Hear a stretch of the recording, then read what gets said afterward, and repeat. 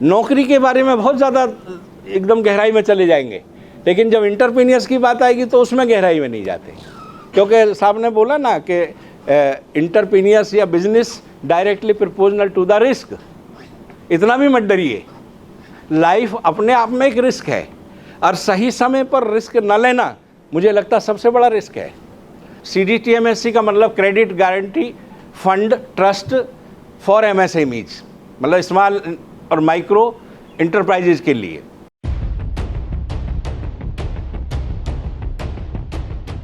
ये गुरु पर्व पर, गुरु पूर्णिमा पर सभी को बधाई। और बहुत अच्छा लगा सुबह सुबह जब हम लोग यहाँ पर आए थे तो जो भी यहाँ से विद्वान बोल रहे थे बहुत अच्छी उनको नॉलेज थी। मैं चाहूँगा कि उनके लिए एक बार तालियां हो जाए, क्योंकि कर्म के साथ में धर्म जुड़ा हुआ है तो धर्म भी कभी कभी चर्चा में आना चाहिए। मेरा नाम डॉक्टर BP सिंह है, मैं MSME ओखला से हूँ और MSME में काम करता हूँ, और हम लोग और सिंह साहब सब साथ ही काम करते हैं। तो मैंने अभी कुछ हमारे मेंबर्स बोल रहे थे कि ग्रुप में आप अपना कार्ड डाल दें, तो मैंने अपना ग्रुप में जो मेरा ऑफिशियल इंट्रोडक्शन कार्ड है वो मैंने डाल दिया है। और अगर किसी को नहीं मिला हो तो फिर भी मैं जब जाऊंगा तो मेरे से बता सकते हैं। देखिए हमारी स्कीम्स बहुत हैं, कम से कम 36 स्कीम्स हैं MSME की, लेकिन यहाँ मेरे को जो सिंह साहब ने बोला है वो CGTMSE के बारे में बोला है। तो क्योंकि मैं I am not looking after all the schemes, क्योंकि मैं एडमिनिस्ट्रेटर हूँ, और दूसरे नंबर ये है कि I am going to retired in December, तो सारी स्कीम्स का मुझे अभी नहीं बता सकता हूँ। लेकिन हाँ, मैं ये वादा करता हूँ कि जितनी भी स्कीम्स हैं मैं बहुत जल्द, शायद सुबह, अपने ऑफिसर्स को बोल के उनका लिंक आपके ग्रुप में आ जाएगा, ताकि सभी को सुविधा हो जाए। अब बात करते, मेरी आवाज़ आ रही है आपको? और थोड़ा सा मुझे बुखार है तो मेरा एनर्जी लेवल लो हो सकता है, अदरवाइज हम और सिंह साहब इसकी ज़रूरत नहीं पड़ती है। और मैं समझता हूँ कि मैं अभी भी उधर आ जाऊँ तो शायद तेज़ी से बोल सकता हूँ। इसको हटा दीजिए। CGTMSE जब तक नहीं था तब तक हमें ये लगता था कि भी हम किस तरीके से मदद करें कि जो सभी तरफ का विकास हो जाए। मेरी आवाज़ ठीक है? मैं कोशिश करता हूँ कि थोड़ी सी और आवाज़ बढ़ाऊँ। नहीं, बैठने प्रयत्न करता हूँ, बैठ करके तो फिर एनर्जी लेकिन और ज़्यादा लोग। तो CGTMSE जो है ये आपको जानकर खुशी होगी कि इसमें जितनी भी सुविधा थी किसी भी न्यू एंटरप्रेन्योर्स की, एग्जिस्टिंग एंटरप्रेन्योर्स की, और या बड़े व्यापारी की, माइक्रो, स्मॉल और मीडियम एंटरप्राइजेस, सभी को ध्यान में रखते हुए इसको कोशिश किया गया कि जो माइक्रो और स्मॉल है उसके लिए इसे स्टार्ट किया गया। तो हुआ क्या कि जब हमारा MSME एक्ट बना 2006 में, तो उसमें ये कहा गया कि सब बैंक जो है नॉन बैंक सकते हैं और बैंक लोन नहीं दे पा रहे हैं। उसका विशेष कारण था कि NPA बहुत हो रहा था। अभी हमारे बैंकर बोल रहे थे सतीश सर, हमारी जो स्कीम है ये माइक्रो और स्मॉल के लिए बहुत ही कारगर हुई। एक ट्रस्ट बनाया गया जिसको गवर्नमेंट ऑफ इंडिया ने सिडबी से मिल करके, कितने लोग सिडबी को जानते हैं? अच्छा, चलिए मैं बता देता हूँ। सिडबी जो है वो small industry development bank of India है। ये स्पेशली बनाया इसलिए गया कि माइक्रो, स्मॉल और मीडियम इंडस्ट्री को कैसे सपोर्ट किया जाए। तो एक स्पेशलाइजेशन जो कि पब्लिक के लिए, जनरल पब्लिक के लिए ना हो करके ये स्पेसिफिक इंडस्ट्री के लिए बैंक बनाया गया। इस बैंक के बाद में जब हमारा ये 2000 में स्टार्ट हो गया था, वैसे सन 2000 में, लेकिन बाद में जब हमारा MSME का एक्ट 2006 का आया तो फिर इसको लागू किया गया। और इसको प्रभाव से लागू करने के बाद ये पाया गया कि भाई ये तो बहुत अच्छी स्कीम है। इस स्कीम को लाने के लिए पहले इसके नाम कुछ और थे। अभी इसको मैं आपको 2023 से स्टार्ट करता हूँ कि 2022 और 23 में इस CGTMSE का मतलब credit guarantee fund trust for MSMEज, मतलब स्मॉल और माइक्रो इंटरप्राइजेज के लिए। तो ये बहुत अच्छी स्कीम साबित हुई। जब इसको बार बार सुधार किए गए तो उसमें बैंकर ने भी अपना सुझाव दिए। हमारे एमएसएमई के जो इंटरप्रीनियर्स थे उन्होंने सुधार किए। काफ़ी जो हमारे मेंबर्स थे, एमएसएमई के मेंबर्स बनाए जाते हैं, शायद आपको पता होगा कि इंडस्ट्री से हम लोग क्या करते हैं कि उनकी सुविधा के लिए उनका ही एक एडवोकेट समझ लीजिए, एडवोकेसी करने के लिए कि भैया हमको चाहिए तो ये और आप दे ये रहे हैं, तो हमने उसको ख़त्म किया। और 2006 के बाद में हमने एमएसएमई बोर्ड बना करके एमएसएमई मेंबर्स को कहा कि आप अपनी बात अपने आप रखिए कि हमें क्या सुधार करना है, और सुधार के तहत ही हमने इसमें काफ़ी कुछ कोशिश की कि बैंकर के साथ मिलकर के, आरबीआई के लोगों के साथ मिलकर के इसमें क्या क्या बेहतर हो सकता है कि ताकि हम ज़्यादा से ज़्यादा बेनिफिट न्यू इंटरप्रीनियर्स के लिए, प्रोस्पेक्टिव इंटरप्रीनियर्स के लिए और एग्जिस्टिंग इंटरप्रीनियर्स के लिए, चाहे वो मैन्युफैक्चरर हो, चाहे वो सर्विस सेक्टर हो और चाहे वो ट्रेडर हो, उसके लिए क्या बेहतर हो सकता है। तो हमने पूरी कोशिश की। इसमें ये हुआ कि 2022-23 की रिपोर्ट के अनुसार 1 लाख करोड़ से भी ज़्यादा इसमें लोन दिया गया और एनपीए भी बहुत ज़्यादा नहीं हुआ। तो मैं पहले तालियां चाहूँगा आप लोगों के लिए, क्योंकि कई बार कोई भी स्कीम जब तक चलेगी, जब तक उसका बैड इफेक्ट नहीं आता है। और इसमें यह हुआ कि सभी ने लोन का पूरा फ़ायदा लिया, उसमें जो भी सब्सिडी थी वो लिया, क्योंकि इसको स्पेसिफिक रखा गया। जैसे सबसे बड़ी प्रॉब्लम क्या होती थी, जैसे अभी सतीश साहब बता रहे थे कि जब भी आप लोन लेने जाएंगे तो होता क्या है कि जब छोटा कोई इंटरप्रीनियर स्टार्ट करने की कोशिश करता है तो he can not afford the expertise, experts को नहीं ले सकता है, सीए वगैरह की हेल्प नहीं लेता है। उसे लगता है कि बैंक इसीलिए खोला गया है, मैं जाऊंगा और मुझे लोन मिलेगा, इसमें किताब में लिखा हुआ है। ज़्यादा से ज़्यादा क्या करता है, वो स्कीम वगैरह कहीं से ली, एक पेपर लिया और पढ़ा कि भैया इसमें पीएमईजीपी लिखा है, आपको विदाउट कोलेटरल सिक्योरिटी मुझे देना है, और वो कहे भैया मैं कैसे दूं। तो मैं एक बात बताता हूं कि इसमें बैंक की भी गलती नहीं है और इंटरप्रीनियर्स की भी गलती नहीं है और कई जगह सरकार की भी गलती नहीं है। और गलती क्या है, उसमें थोड़ा थोड़ा कहीं ना कहीं वो सहयोगात्मक रवैया जो होना चाहिए, जो दूसरे कंट्रियों में है। I will not coat here the name of the other countries, but वहाँ आप लिख दीजिए कि मुझे इंटरप्रीनियर्स बनना है, तो 24 घंटे के अंदर all the department of that country they will contact you और सॉल्व करेंगे 1 सप्ताह के अंदर। जो यूरोपियन कंट्री हैं, जो हमारे चाइना है प्लस जापान है, इनमें 24 घंटे के अंदर आपको सारी इन्फॉर्मेशंस मिल जाती हैं कि ये करना पड़ेगा। उसके बाद विद इन ए वीक आपका इलेक्ट्रिकल कनेक्शन है, उसकी फाइल क्लियर, और सारे काम ऑनलाइन की कोशिश होती है। तो हम लोग यहाँ पर जितनी प्रयास कर रहे हैं, क्योंकि we are not developed country, we are developing country, तो हम लोग कोशिश कर रहे हैं कि उनकी तरह हम भी काम करें। तो हम दोबारा से CGTMSE पर आते हैं। तो CGTMSE जैसे मैंने बताया आपको कि credit guarantee fund trust micro small enterprises कहलाता है।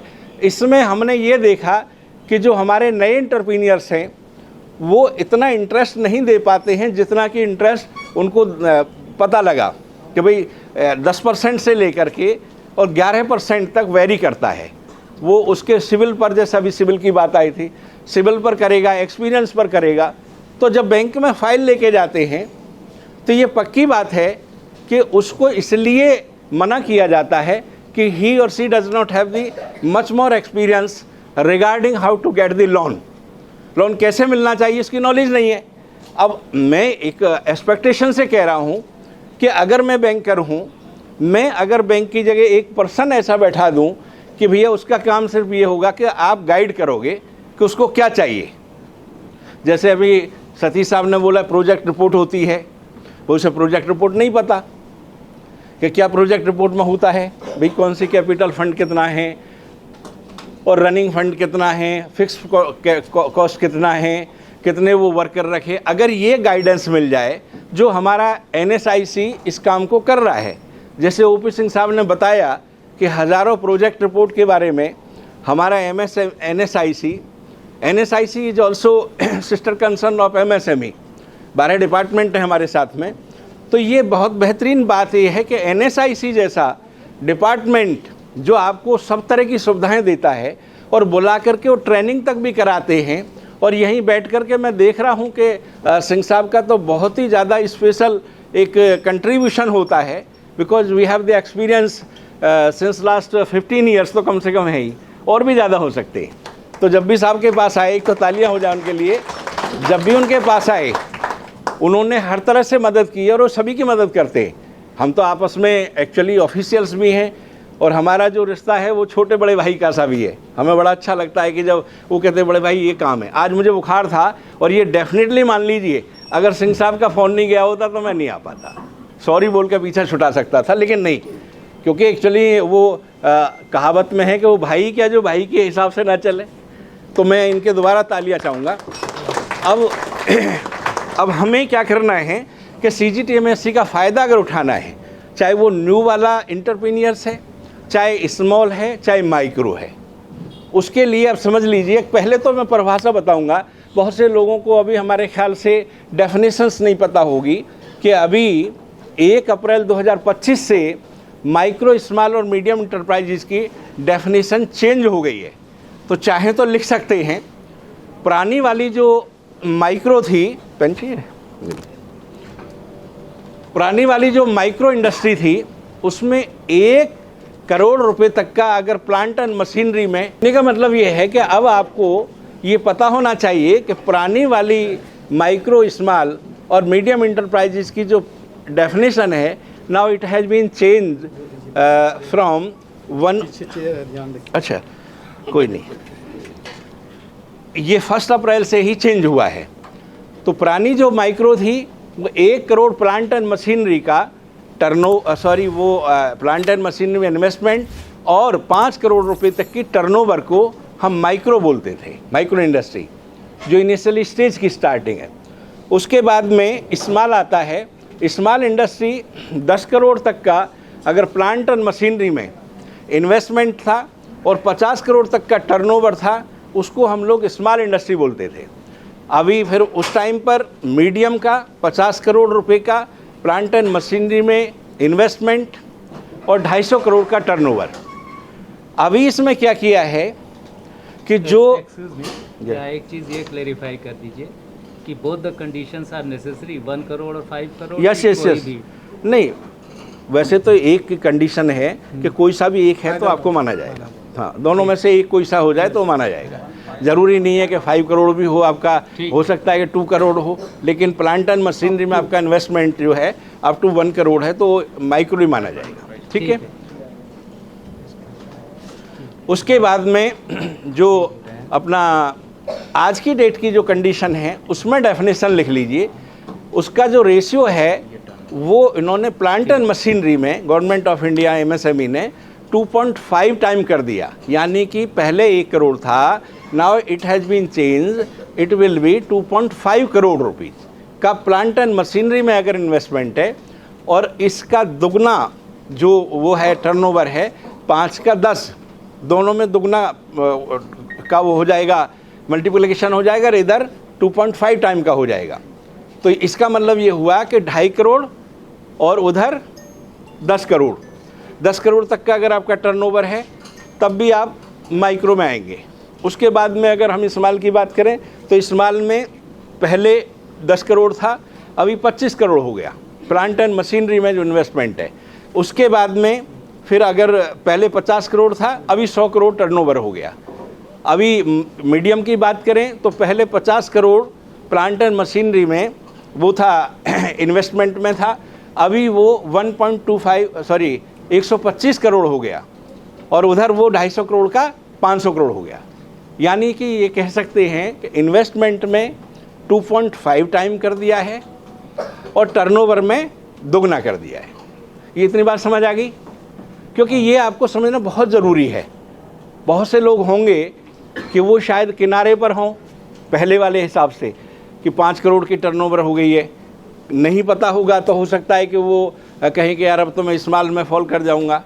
तो वो ध्यान रखें कि वो माइक्रो में रहेंगे, जितने फ़ायदे माइक्रो के मिल सकते हैं वो उनको माइक्रो के मिलेंगे। CGTMSE में दोबारा आते हैं हम लोग, तो इसमें आपका मार्जिन 25% से लेकर के 15% से लेकर के 25% तक हो सकता है। इवन देन कई जगह 10% लेकर के भी है, 10% से 25% तक आपका मार्जिन हो सकता है। वो 10% किसका मार्जिन है? वो वोमेंस है, वोमेंस कोई भी हो सकती है, SC ST OBC, उसको 10% मार्जिन मनी जो है वो जमा करना पड़ेगा और 90% तक CGTMSE के तहत ले सकते हैं। पहले इसकी जो लिमिट थी वो 5 करोड़ थी, आज की डेट में इसकी लिमिट 10 करोड़ कर दी गई है। ठीक है, तो इसका मतलब ये हुआ कि अगर किसी को 1 करोड़ चाहिए तो उसके पास 10 लाख रुपए वुमेन्स के लिए अपने होने चाहिए, तो 10% जमा करके उसके बाद वो CGTMSE के लिए एलिजिबल हो जाएगी। ये नॉर्थ ईस्ट में भी इस तरह की कंडीशन है कि वहाँ भी 10% चाहिए। अब ये 25% किसको चाहिए, 30%, 25%, कई बार 30% भी है। ये कई बार बैंक के ऊपर भी डिपेंड करेगा कि बैंक को भी कुछ छूट दी गई है। अच्छा, ये ध्यान रखिएगा कि बड़ा जो लोन है वो गवर्नमेंट ऑफ इंडिया के नेशनल बैंक ही दे सकते हैं। प्राइवेट बैंक के लिए वो क्योंकि रेट ऑफ इंटरेस्ट का अलग होता है, तो प्राइवेट बैंक के लिए जो एक्सटेंडेड वाले हैं, यानी जिन्हें एक्सपेंशन चाहिए लोन में, एग्जिस्टिंग एंटरप्रेन्योर्स है, उनके लिए प्राइवेट बैंकों को दिया गया है। वैसे नेशनल बैंक भी देंगे, लेकिन जनरली प्राइवेट बैंक वाले उनको जल्दी दे देते हैं। टाइम की जहाँ तक बात है, 1 महीने से लेकर के और 3 महीने तक है। That will depend on your profile and civil score also. तो ये ध्यान रखें कि आज की डेट में वास्तव में ये सही है कि आपका अपना पर्सनल कैरेक्टर क्या है, लेकिन आपका एंटरप्रेन्योर्स कैरेक्टर बहुत अच्छा होना चाहिए, and that will be reflect by your banking profile. Bank में आपने कैसा पैसा जमा किया है, कभी कोई EMI आपकी ऐसा तो नहीं है कि पेंडिंग रही हो या किसी वजह से आपने लोन नहीं दिया हो। अगर आप इंटीमेशन दे देते हैं तो उसमें भी बैंक वाले, हमने देखा है कई बार कि वो कहते हैं सब हमारे पास इंटीमेशन पहले आ जाती है, तो हम लोग उसको ये नहीं मानते कि भाई उसका NPA है, कोई मजबूरी हो सकती है। और बकाए यहाँ बैंकर्स बैठे हैं, ये साहब भी अभी मेरे ख्याल ले गए हैं, ये भी IDBI बैंक में थे, बैंक में हैं। तो आप ये समझ लीजिए कि CGTMSE स्कीम बहुत अच्छी स्कीम है। आपको इसमें कोई कोलेट्रल नहीं देना, बशर्ते कि वो जो मार्जिन मनी है वो आपको देना होगा, और देना भी चाहिए। बैंक कहता है कि अगर बाय द वे सही अप्रोच से कोई काम करने आता है और उसकी इंटेंशन ठीक है कि वो पैसा देगा, तो ये पक्की बात है, क्योंकि वो रात दिन बैंकर इसी काम को देखते हैं, वो सामने वाले को पहचान लेते हैं। अब जैसे मैं एक उदाहरण देता हूँ कि एक बार 2 दोस्त थे, दोनों साथ पढ़े, और पढ़ने के बाद में एक जो बंदा था उसका ज़्यादा पढ़ाई में अच्छा नहीं था, तो उसने क्या किया कि अपना एक टैक्सी स्टैंड खोल दिया। और एक बंदा था वो पढ़ा लिखा था, वो ऑफिसर था, कोई छोटे नॉन गैजेटेड ऑफिसर रहा होगा। तो वो दोनों जाते हैं, दोनों अप्लाई करते हैं। तो जिसने अपना ट्रैवलिंग एजेंसी खोली थी उसको 20 लाख रुपए का लोन दे देते हैं कि भाई आप 2 गाड़ी के लिए अप्लाई किया, आपको मिल जाएगा। और जो ऑफिसर था उसको लोन नहीं मिलता है। तो उसने एतराज़ किया कि भाई हम दोनों एक साथ पढ़े हैं, एक जैसा हमारा है, और मैं तो गवर्नमेंट का हूँ, मैं तो इवन देन भाई मेरा तो परमानेंट पैसा आएगा, लेकिन आप मुझे नहीं दे रहे हैं गाड़ी। तो उन्होंने कहा कि जेंटलमैन, आपका हम देख रहे हैं कि आपकी पहले से ही बहुत EMI है, और आपकी तनख्वाह जो है उसके हिसाब से हम ये आपने जो बड़ी गाड़ी 20 लाख रुपए के लोन लिखा वो नहीं दे पाएंगे। इन्होंने 2 गाड़ी के लिए लिखा है। जब इनसे पूछा गया है तो इन्होंने एप्लीकेशन ऑफ द कार्स बताया है कि साहब मेरी तो ट्रैवलिंग एजेंसी है, मैं तो ये कल लाएंगे, आप 2-4 दिन में दीजिए, और मेरा तो ये कमाने का काम कर देंगे शुरू।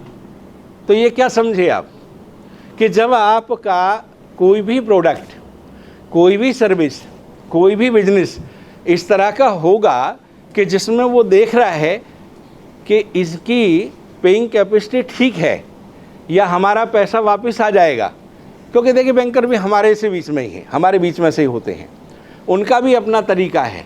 लेकिन कई बार हमने, आपको हम यहाँ बता रहे हैं आपको, कई बार हमने जनरल मैनेजर RBI से रिक्वेस्ट करी कि आप हमारे पास आइए, हमारे पास कंप्लेंट है कि आपके बैंकर्स पैसा ही नहीं देते। ये तो सर आपको पता होगा ना, कई बार प्रॉब्लम आती है सिंह साहब।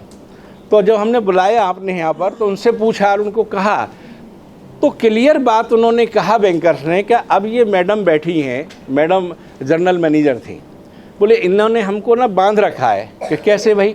कि इन्होंने दे रखा है कि आप विदाउट कोलेटरल सिक्योरिटी आप लोन दीजिए, और एक लाइन छोटी सी लिख दी है कि the officer who will disburse reimburse the money he will be held responsible for recovery. क्यों सतीश साहब, कई बार होता है ना, मतलब चोर से कह दिया चोरी कर लो, और उधर साहब से कह दिया कि इसको पकड़ के बैठा लेना, 3 बजे आएगा रात को। तो फिर हमने उनसे कहा, बोले नहीं साहब ये तो देखिए जिम्मेदारी नहीं लगाएंगे तो फिर कैसे? मैं फिर कोलेटरल सिक्योरिटी हटा दीजिए। मैं उनको कोलेटरल सिक्योरिटी को विदाउट कोलेटरल सिक्योरिटी क्यों कह रहे हो आप? तो इन चीज़ों में कुछ ना कुछ थोड़ी सी एहतियात बरती गई। अब CGTMSE का फ़ायदा ये है कि जो स्टैंडर्ड रेट होता है, जो भी लोन आप लेते हैं, वो सतीश सर को पता है कि एक स्टैंडर्ड रेट होता है। स्टैंडर्ड रेट का मतलब ये है कि आपकी प्रोफाइल के हिसाब से आपका रेट ऑफ इंटरेस्ट बढ़ता घटता है। अगर आप ऐसे एरिया में रहते हैं कि जो थोड़ा सा अच्छा एरिया है, तो वहाँ का रेट ऑफ इंटरेस्ट प्लस आपका अमाउंट क्या है, उन दोनों को मिला करके जो रेट ऑफ इंटरेस्ट बनता है उसको स्टैंडर्ड रेट ऑफ इंटरेस्ट बोल देते हैं। उसमें वो छूट देते हैं, और मैक्सिमम छूट मुझे लगता है CGTMSE में 10% से लेकर के 30% तक हो सकती है। अब वो किसको मिलेगी? जैसे वुमेन्स है, कोई ऐसी वुमेन्स है तो उसमें काफ़ी चीज़ों को, क्राइटेरिया को देख करके 30% तक वो आपके रेट ऑफ इंटरेस्ट में बोल रहा हूँ मैं आपको, कोई वैसे वो डिस्काउंट नहीं है, कोई सब्सिडी नहीं है इस तरह की, तो उसमें आपको छूट मिल जाती है। इसी तरीके से एक तो ये छूट का हो गया। दूसरे नंबर ये है कि अगर आपका प्रोफाइल ठीक है और आपका कोई एक्सपेंशन का इरादा है अपने फैक्ट्री का, तो शायद कई बार जैसे मैंने सुना है कि आपको 1 वीक से लेकर के 2 वीक में लोन मिल जाता है। तो ये बहुत अच्छी स्कीम है। अगर आप इसका फ़ायदा लेना चाहते हैं तो पहले इसको समझें। मैंने वैसे तो कोशिश की है कि आज ग्रुप में अपनी इसकी स्कीम का वो डाल दिया है डिटेलिंग, उसके बावजूद भी किसी को कोई किसी तरह की तकलीफ़ आती है तो I will invite all of you, कभी भी मेरे साथ आइए, बैठ के चाय पियेंगे, पानी पियेंगे। इतना ज़रूर कर लीजिए कि एक दिन पहले बता दीजिए। बहुत अच्छा। मेरे पास एक श्रीमान जी कल लक्ष्मण जी हैं, मैं चाहूँगा खड़े हो जाए वो थोड़ा सा, शायद साहब का फ़ोन आया, प्लीज़ बैठिए। इन्होंने कहा कि साहब मैं प्रभात नमकीन वाला बोल रहा हूँ। तो मैंने बोलिए साहब क्या बात है, कि आप ऐसे से बोल रहे हैं? हाँ।